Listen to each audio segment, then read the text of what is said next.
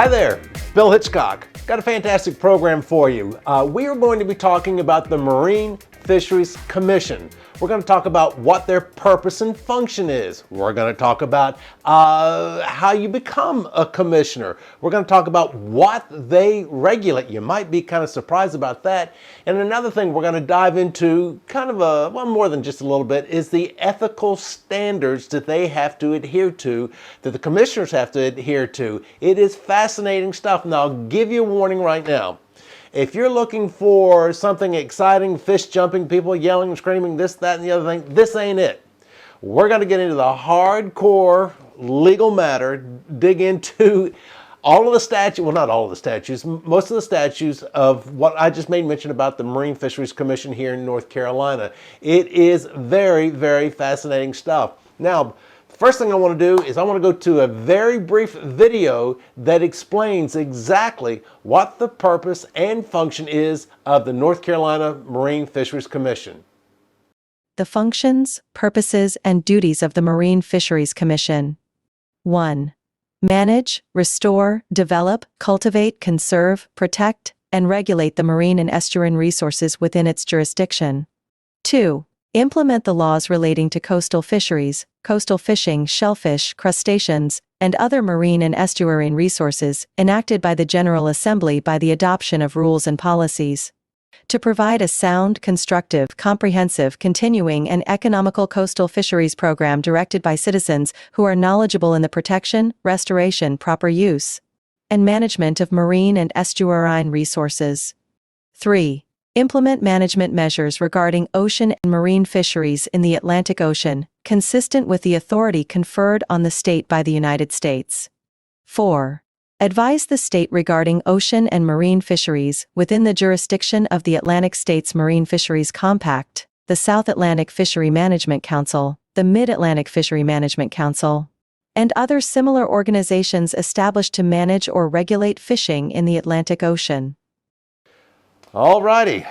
It sounds kind of, well, actually, to me, it sounds kind of complex. When you look at their purpose and function right out the gate: manage, restore, develop, cultivate, conserve, protect, and regulate the marine and estuarine resources.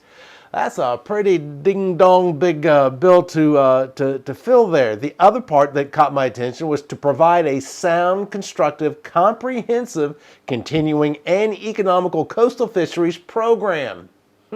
Economical, that caught my attention. Directed by the citizens who are knowledgeable in the protection, restoration, proper use, and management of marine and estuarine resources. Now, I know there's been some rumblings in the past about people really that are on the commission really qualified for that, but one of the things that I did want to point out in the actual statute itself, line item number 2, it says to provide fair regulation of commercial and recreational fishing groups in the interest of the public.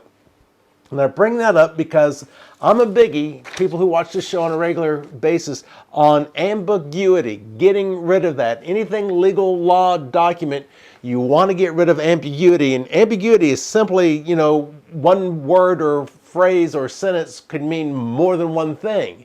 So you want to clarify that as much as possible. And what caught my attention with this, when it says to provide fair regulation of commercial and recreational fishing groups, I'm assuming they mean sectors, such as a commercial fishing sector and the recreational fishing sectors, and not groups such as the Coastal Conservation Association or the North Carolina Fisheries Association or whatever other group there, lobbying group, trade group there is out there. So I just wanted to make highlight of that. Other things, this gets very interesting. In line item 6, it says to regulate the disposition of the young of edible fish. The disposition of the young of edible fish. And well, he's got a lovely personality, he does. I like the disposition of that young fish. No, they're talking about getting rid of. So the Marine Fisheries Commission is to regulate the getting rid of the young of edible fish. I'm a little confused by that. Also says to impose further restrictions. These are jobs of the Marine Fisheries Commission. To impose further restrictions upon the throwing of fish offal in any coastal fishing waters. Offal is O-F-F-A-L, and that's fish guts. So the Marine Fisheries Commission regulates the disposing of fish guts. Also, to regulate the placement of nets in other sports or commercial fishing apparatus in coastal fishing waters with regard to navigational or recreational safety, as well as from a conservation standpoint. You can't impede navigable waters. So I'm slightly confused by this. Also, it says to regulate the placement of nets.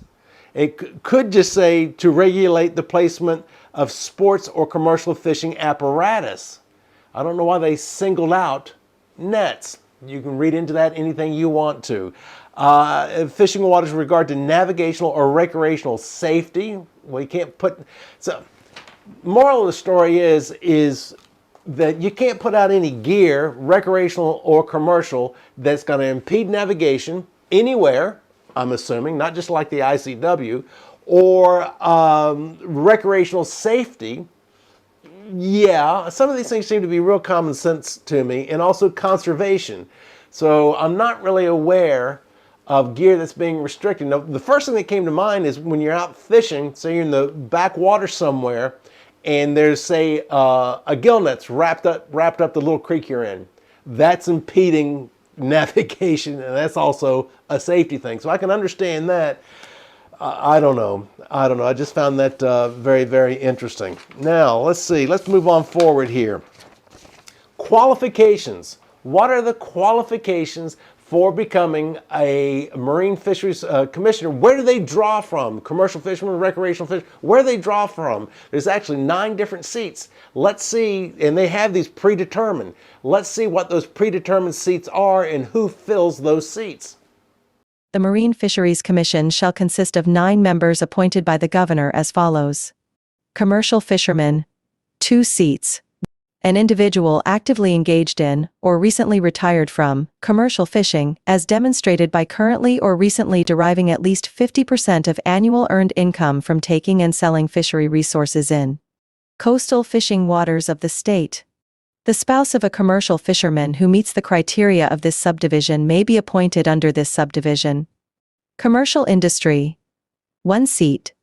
An individual actively connected with, and experienced as, a licensed fish dealer, or in seafood processing or distribution, as demonstrated by deriving at least 50% of annual earned income from activities involving the buying, selling, processing, or distribution of seafood, landed in this state. The spouse of a person qualified under this subdivision may be appointed provided that the spouse is actively involved in the qualifying business. Recreational fishermen, 2 seats. An individual actively engaged in recreational sports fishing in coastal waters in this state. An appointee under this subdivision may not derive more than 10% of annual earned income from sports fishing activities. Sport fishing industry, 1 seat. An individual actively engaged in the sports fishing industry as demonstrated by deriving at least 50% of annual earned of a income from selling goods or services in this state. The spouse person qualified under this subdivision may be appointed provided that the spouse is actively involved in the qualifying business. At large, 2 seats. An individual having general knowledge of and experience related to subjects and persons regulated by the Commission. Scientist, 1 seat. An individual who is a fisheries scientist having special training and expertise in marine and estuarine fisheries biology, ecology, population dynamics, water quality, habitat protection, or similar knowledge. A person appointed under this subdivision may not receive more than 10% of annual earned income from either the commercial or sports fishing industries, including the processing and distribution of seafood. Alrighty, before we go forward talking more about the 9 different seats on the Marine Fisheries Commission, I skipped over something when I was talking about to regulate the disposition of the young edible fish. As provided by GS 113-185. So I looked that up as well. It starts off, GS 113-185 talks about fishing near ocean piers in the 750-foot buffer, and it's the responsibility of the pier owner, management, operator to put up buoys or markers, whatever, to show that 750-foot buffer. But once you get on past that, it talks about it's unlawful to engage in any fishing operation known as trash fishing or scrap fishing. Now, this is part of what the Marine Fisheries Commission regulates. Trash fishing or scrap fishing consists of taking the young of edible fish before they are of sufficient size to be of value as individual food fish. Isn't that why we have size limits? Slightly confused by that. It says for commercial disposition as bait, for sale to any dehydrating or non-food processing plant, for sale or commercial disposition in any manner, the Marine Fisheries Commission may by rule authorization the disposition of the young edible fish taken in connection with a legitimate commercial fishing operation, provided that the quantity of such fish that may be disposed of is sufficiently limited. Long story short, that say in a shrimp trawl, there's a certain amount of small fish that say, okay, that's legal, that's okie dokie, which opens up a can of worms. So anyway, that's what that whole disposition of fish is about. Let's go over and take a look at who the present Marine Fisheries Commissioners are and what seats they hold. Rob Bizzle is the chairman right now. We're doing this in September 2024. He's a recreational fisherman. The vice chairman, Sammy Corbett, is from the commercial industry. Ryan Bethia, I hope I pronounced that right, is a commercial fisherman. Mike Blanton is a commercial fisherman. Willie Kloss is an at-large person, and at the time we're doing this, he just got sworn in not even a month ago from the Triangle area. I know that he has property out on Hatteras Island. Sarah Gardner, an at-large seat. Alfred Hobgood, recreational fisherman. Doug Rader, scientist. And Tom Roller in the recreational industry, which means he's deriving income from that. So those are our present commissioners, 9 commissioners. Now I want to get into the very last topic. There's a lot here that I want to get into. The ethical standards. The Marine Fisheries Commission does have ethical standards for all of its commissioners that you have to adhere to when you apply. Listen to this. It says disclosure statements. So if you're thinking about applying, and we're going to get into how to do that here real shortly, listen to this. It says any person under consideration for appointment to the commission shall provide both a financial disclosure statement and a potential bias disclosure statement to the governor. A financial disclosure statement shall include statements of the nominee's financial interest in and related to state fishery resource uses.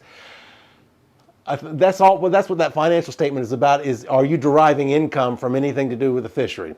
The potential bias disclosure statement shall include a statement of the nominee's membership or other affiliation with including offices held in societies, organizations, or advocacy groups pertaining to the management and the use of the state's coastal fisheries resource.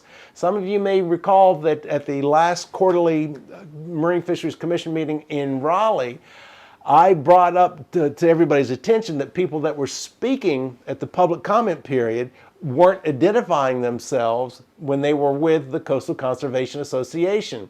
Out of 7 or 8 of them that from the CCA that spoke, I think it was 2 of them identified themselves. And I raised the stink about that. Well, guess what? If you want to be on the commission, you got to identify that as well. And it goes on to say, a member of the commission shall not vote on any issue before the commission that would have a significant and predictable effect on the member's financial interests. Well, that's a confusing thing to me as well. You got commercial fishermen up there, and you've got professional recreational guides and all up there. Does that not pertain to them? Is that not a conflict of interest? You can't vote on any issue before the commission that would have a significant and predictable effect on the member's financial interests. Interesting. And finally, I want to bring this up. A member of the commission shall also abstain from voting on any petitions submitted by an advocacy group of which the member is an officer or sits as a member of the advocacy group's board of directors. Again, most of the people that spoke in the public comment, you can do this in the public comment period of the meetings, were on the board of directors or some important position with the CCA. And that's why I was upset that they didn't identify themselves with the exception of 2 people. The executive director, Dick Sneed, and I'm sorry, I've forgotten the girl's, I think her name is Amy. She's with the CCA. She identified herself. He identified himself. Bravo. The other folks did not. And that is a requirement here. I'm still kind of hung up about members of the commission shall not vote on any issue before the commission that would have a significant and predictable effect on the members' financial interests. It's like a recreational fisherman on the commission voting against gill nets or against shrimp trawls because he sees that as a threat, and that is a predictable outcome for him. So very interesting about that. Now, would you like to be on the commission? Well, number one, there's a recommendation form that you can fill out online to recommend somebody else, and you can also apply yourself if you would like to be on the Marine Fisheries Commission. So I'll put that information up from the governor's office in the little comment section at YouTube. Put the link up there. So if you've got someone you want to recommend, or if you want to recommend yourself, if you want to apply yourself, there's forms you can fill out online. By the way, I contacted the governor's office. I had a couple of questions and I emailed them. A week later, a week went by, nothing. I called them, spoke to a lovely lady. No one was available, left a message. They never returned my phone call. So my primary question was this: what is the vetting process? If the governor wants someone to be on the commission, if somebody recommends, if they're possible, what do they do? Now, we do know that you have to submit certain things, but is there an actual investigation of that person? Do they vet them? Just like they do in politics. When I'm doing this is a presidential election cycle. You know, the VPs are vetted. It's a standard process. So I was real curious to find that out. Unfortunately, the governor's office did not return my emails or my telephone calls. So we'll just have to find out at a later time.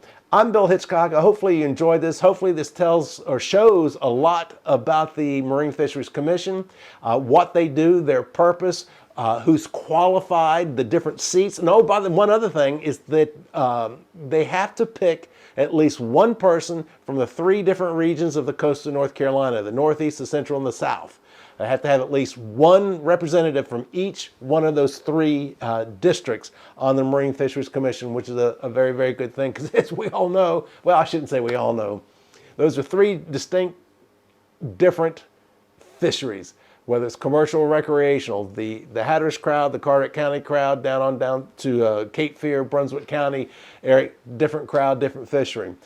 Anyway, I'd love to hear from you, BillHitchcock@mail.com, or post at YouTube. What are your comments? What are your questions? If there are questions that I can ask the Marine Fisheries Commission or try to ask. The Marine Fisheries Commission, by the way, has always been quick to respond back to anything that I've asked for or had questions about.